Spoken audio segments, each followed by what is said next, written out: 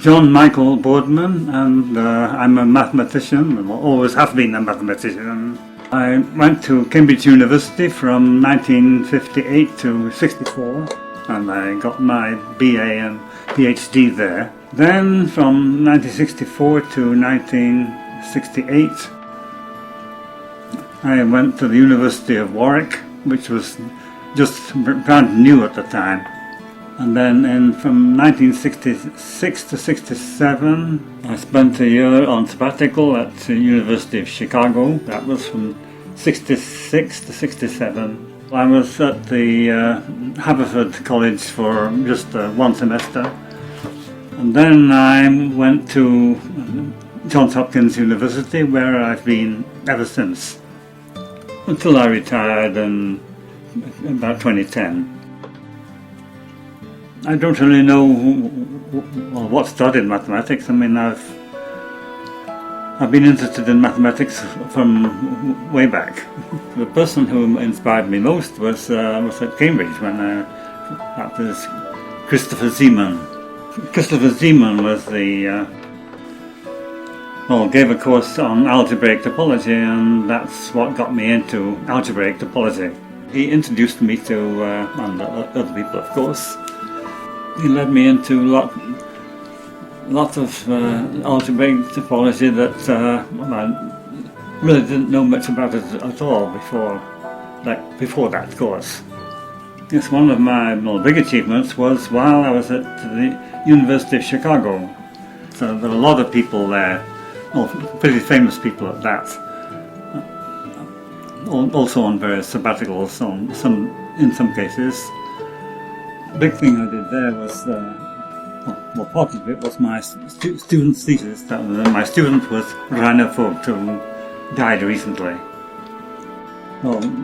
Looking at links between unstable homotopy theory and stable homotopy theory. Really, basically, if it looks like an operad that comes from something stable, then it really did come from stable homotopy theory. Well, one thing that happened while I was in Chicago was that I got married. The marriage didn't work that well, but it certainly did not survive. It survived about 10 years, and that was it. I've done various things, but I guess stable homotopy theory is what I've done mostly. Well, of course, while I was in Chicago, quite a few talks on the problem I was working on. That turned out to be very useful to me. Well, sometimes I taught calculus, and that would be a big class. Well, by Hopkins standards, anyway. What I did mostly was courses on algebraic topology, and they would be small classes. Of course, one legacy is that I have had about 20 graduate students altogether. And, there are different levels of graduate students there. Some of them were from Japan, and they knew exactly what they wanted to write a thesis about before they even came. I think the main thing with graduate students is to really get them started on something and see how they work out. And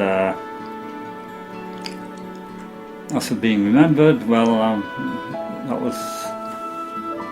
was not part of my program at the time. I guess I was rather lucky in some ways, because my father got accepted to the University of London, but he could not afford to go. And when I came along, I didn't need a lot of financial support from my parents. He actually did come to Leamington once, with the University of Warwick. Well, that's where I was living at the time, at the University of Warwick. And they did visit once, and we got together and saw some of the sites. And then since then things have changed again. That now it's maybe more difficult to get into college than it was when I was around. They certainly supported me, and not emotionally and so on. For a legacy, I'm not sure of what kind of legacy I've left or I'm leaving. Yeah. I mean, now that I'm retired, I'm not sure at this point. I mean, I'll just see what happens, and well, now that I'm retired, I mean, I've not been doing much mathematics lately, but I might get back to it again. Mostly I've been, one thing I have been doing a fair amount of is writing reviews of papers and mathematics. Yeah, math reviews is published monthly, and it comes in several sections, and you don't want to get all those sections unless you really want to run a library or something.